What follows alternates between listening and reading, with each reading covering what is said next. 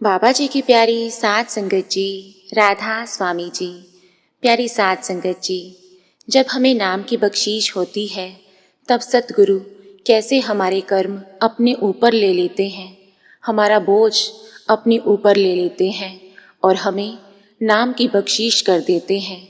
संगत जी, हमने कैसे कैसे कर्म पीछे किए होते हैं ये हमें भी नहीं पता होता, लेकिन जब सतगुरु की दृष्टि हम पर पड़ती है तो हमारे सभी किए हुए कर्म उनके सामने आ जाते हैं और जिसे उन्होंने नाम की बख्शीश करनी होती है वो उस अभिलाषी के कर्मों को अपने ऊपर ले लेते हैं और अपने उस अभ्यासी को नाम की बख्शीश कर देते हैं। ऐसी अपार कृपा वो हम पर करते हैं। हम तो बड़ी ही आसानी से नामदान लेने के लिए चले जाते हैं कि हमें नामदान मिल जाएगा, लेकिन हमें ये नहीं पता होता कि जो दात सतगुरु ने हमारी झोली में डालनी है उसको लेने के लिए हमारी झोली भी साफ होनी चाहिए, पवित्र होनी चाहिए, और वो होती नहीं है क्योंकि पता नहीं हमने जन्मों जन्मों की कितनी मैल इकट्ठी की हुई है, कैसे कैसे भारी कर्म हमने किए हुए हैं। और शुक्र है उस मालिक का, शुक्र है उस सतगुरु का जो अपनी अपार कृपा करके हमारे कर्मों को जानते हुए भी उसका बोझ अपने ऊपर ले लेते हैं और हमें नाम की बख्शीश कर देते हैं। हमारी झोली में वो अनमोल दात डाल देते हैं जिसे पाने के लिए राजा महाराजाओं को भी धक्के खाने पड़ते थे। और साथ संगत जी, जब हमारे कर्म ही इतने भारी हों कि हमारे उन कर्मों की तकलीफ सतगुरु को झेलनी पड़े तो हमें कैसा लगेगा। तो ऐसा ही एक किस्सा सतगुरु बड़े महाराज जी के समय का है। एक बार सतगुरु महाराज अंबाला शहर में गए और वहाँ पर मोतीराम दर्जी सतगुरु महाराज जी का बहुत ही प्यारा सत्संगी प्रेमी था और उन्होंने सतगुरु महाराज जी से सत्संग के लिए अर्ज की कि सतगुरु अपने सत्संग से संगत को निहाल करें, संगत आपकी वाणी सुनने के लिए तरस रही है। तो सतगुरु महाराज जी ने श्री गुरु ग्रंथ साहिब का शब्द सत्संग में लिया। क्योंकि उपदेश बड़ा ऊंचा था, इसलिए जब उन्होंने शब्द की व्याख्या की तो वहाँ पर जो संगत मौजूद थी वो सतगुरु के उस सत्संग से बहुत प्रभावित हुई। और वहाँ पर हुक्म सिंह नामक एक अकाउंटेंट रहता था।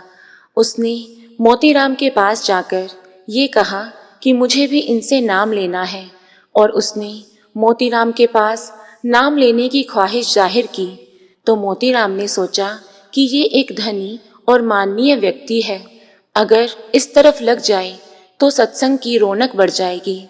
तो मोतीराम ने सतगुरु से अर्जी की और उस आदमी को पेश किया। तब सतगुरु ने कहा, मोतीराम, इस आदमी के कर्म बड़े ही भारी हैं। तो मोतीराम ने कहा, सतगुरु, अगर आपके पास आकर भी कर्म बाकी रहे तो फिर दुनिया में और कौन सी जगह है।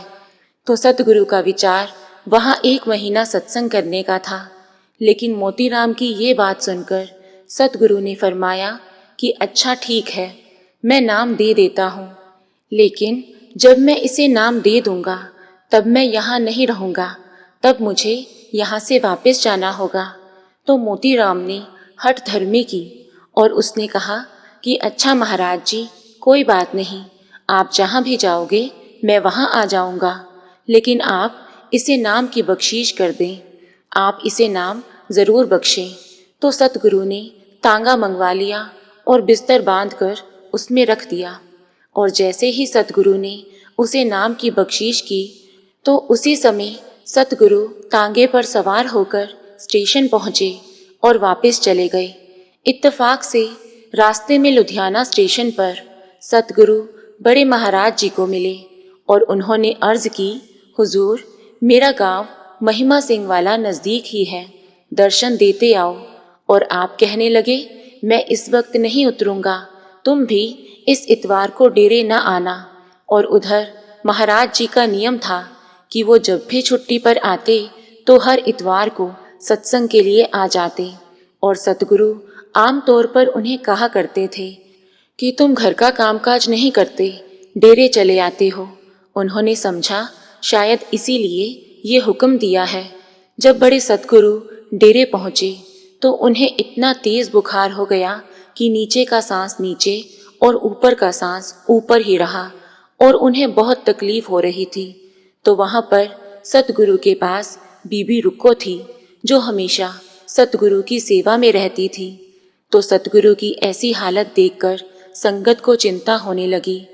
तो बहुत से सत्संगियों ने दवा खाने के लिए अर्ज की, लेकिन आपने फरमाया कि अभी 12 दिन मैं कोई दवा नहीं खाऊंगा। तो वहाँ पर कुछ संगत रोने लग पड़ी और बीबी रुक्को भी रोने लग पड़ी।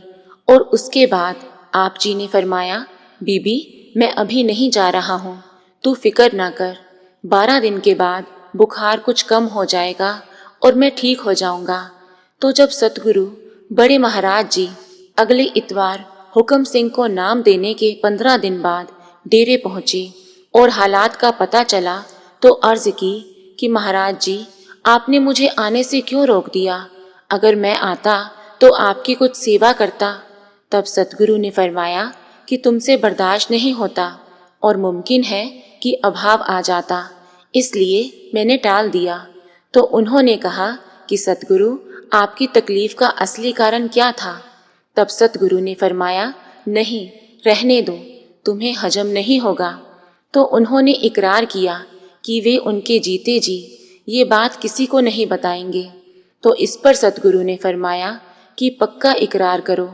तो महाराज जी ने जवाब दिया, जी हाँ मेरा पक्का इकरार है कि मैं आपके जीते जी ये बात किसी को भी नहीं बताऊंगा। तो सतगुरु ने फरमाया कि हुक्म सिंह को काल ने 7 जन्म दुख ही दुख देने थे और उसको अपने जाल में फंसा कर रखना था, क्योंकि हुक्म सिंह के कर्म बहुत भारी थे और काल ने उसे गर्म तवे पर तपाना था। तो उसके कर्म मुझे अपने ऊपर उठाने पड़े, इसीलिए ये सब हुआ है। तो साथ संगत जी ये साखे सुनकर संगत की आंखों में आंसू आ गए थे कि सतगुरु कैसे हमारे कर्म अपने ऊपर ले लेते हैं, हमारी तकलीफ अपने ऊपर ले लेते हैं। संतों को शिष्यों की खातिर कितना कष्ट उठाना पड़ता है, नाम देकर सारे पिछले कर्मों का बोझ अपने ऊपर ले लेते हैं, लेकिन जरा भी जाहिर नहीं करते। तो ऐसी कृपा सतगुरु हम पर करते हैं और ऐसा बहुत बार देखा गया है कि सतगुरु की तबीयत खराब हो गई। साथ संगत जी उनकी तबीयत इसलिए खराब नहीं हुई कि वो उनका कोई शारीरिक रोग होगा, नहीं, ऐसा बिल्कुल भी नहीं है। जब भी सतगुरु पर कोई ऐसी बात आती है तब संगत अपने आप ही समझ जाती है कि ज़रूर सतगुरु ने किसी के कर्म उठा लिए हैं। और ऐसा अक्सर होता आया है कि गुरु अपने शिष्य के कर्मों को अपने ऊपर ले लेते हैं और उसकी झोली में नाम की दात डाल देते हैं। तो प्यारी साथ संगत जी, अगर आपको रूहानी साखियाँ सुनना अच्छा लगता है तो कृपया हमारे चैनल को सब्सक्राइब करें जी। राधा स्वामी जी।